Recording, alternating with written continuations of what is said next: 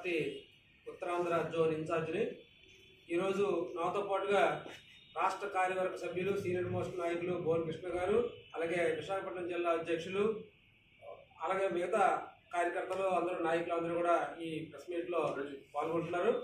ముఖ్యంగా ఈరోజు press meet ఉద్దేశం ఏంటంటే, ఈ ప్రభుత్వం కూటమి ప్రభుత్వం 492 జీవో ద్వారా అమోద పబ్లికేషన్స్ వారికి ఇప్పుడు 74 సెంట్లని పరదేశీపాలెంలో విశాఖపట్నం జిల్లాలో పరదేశీపాలెంలో కేటాయించడాన్ని బహుజన్ సమాజ్ పార్టీ తీవ్రంగా ఖండిస్తుంది. అది ఉత్తరాంధ్ర ప్రజల భూమి, ఇది పేదలకు చెందిన భూమి, బహుజనులకు చెందిన భూమి.